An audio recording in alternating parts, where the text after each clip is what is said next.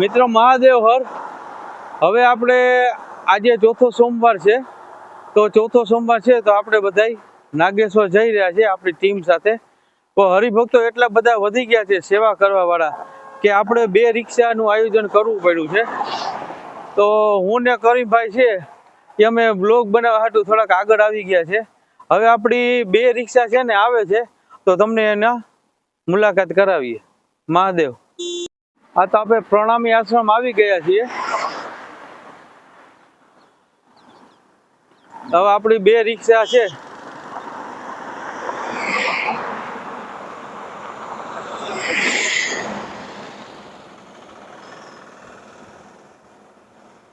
ત્યાં રિક્ષામાં હરિભક્તો આવી ગયા છે.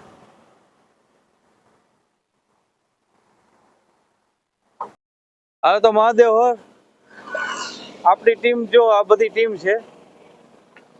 આ દેહુર બાપા, એના મિત્રો, આ કમલેશભાઈ, પછી કરીમભાઈ, પછી આના માસીના દીકરા, આ છે વર્ષાબેન, ભારતી, પછી આ મહેમાન, આ કુમાર, આ બધી આખી ટીમ છે. તો આપણે કમલેશભાઈને કહે કે આ બધા આટલા હરિભક્તો આવ્યા છે સેવા કરવા માટે. મિત્રો જય સિયારામ, જય નાગેશ્વર, જય દ્વારકાધીશ. આજે શ્રાવણ મહિનાનો છેલ્લો સોમવાર છે અને ચોથો સોમવાર છે આજે. હવે શ્રાવણ મહિનો પૂરો થઈ આવવાની તૈયારીમાં છે. તો આજે પણ અમે રાબેતા મુજબ નાગેશ્વર ધામમાં બધા ફરારનું બનાવશું અને બધા યાત્રિકોને નિઃશુલ્ક વિતરણ કરશું. એ પણ આજે એ કાર્યક્રમ છે સોમવારે. અને આજ અમારા જે સગા સંબંધીઓ સ્નેહો બધો આવેલા છે મદદમાં સેવા કરવા માટે, તો બધાનો આભાર માનું છું. તો એક અમારા મિત્ર છે નારપુર ગામના કનાભાઈ, નારપુર ગામમાં રહેવાસી છે અને એમની નાગેશ્વર ધામમાં મહાદેવની ધજા ચડાવી હતી. આપણે કેટલા ટાઈમ પહેલા? 2 વર્ષ પહેલા એને ધજા ચડાવી હતી. એ મિત્ર પણ આજે અમારી સેવામાં છે.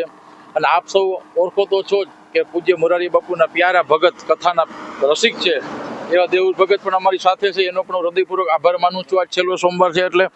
પછી અમારા અહીંયા કરીમભાઈ, આપ બધા ઓળખો છો મારા બ્લોકમાં કે કરીમભાઈ તો અમારી સેવામાં દર વખતે હોય જ અને વર્ષોથી આમાં જોડાયેલા છે અને નિસ્વાર્થ ભાવના છે. અને એના પેલું કાંઈ નથી અભિમાન કેવું. એવા એક અમારા કરીમભાઈનો આભાર માનું છું.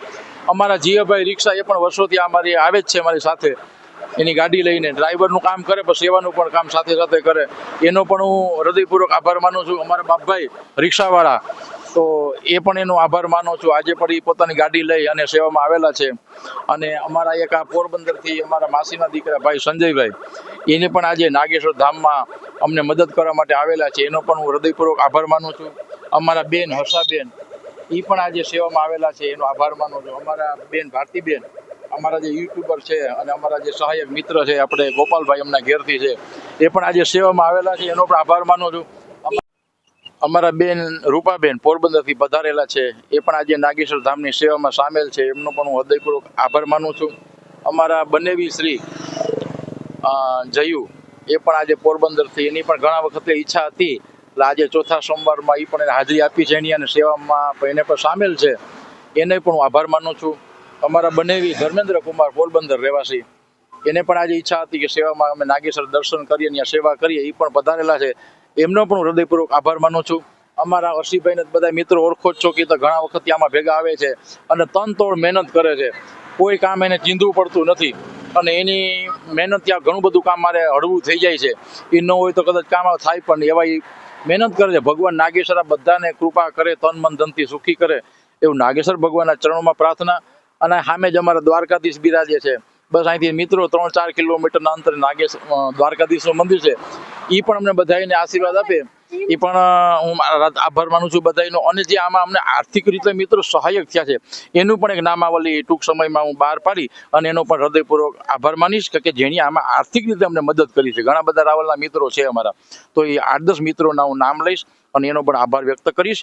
અત્યારે આ બ્લોક અત્યારે અહીંયા પૂરો થાય છે. તો જય નાગેશ્વર, જય દ્વારકાધીશ.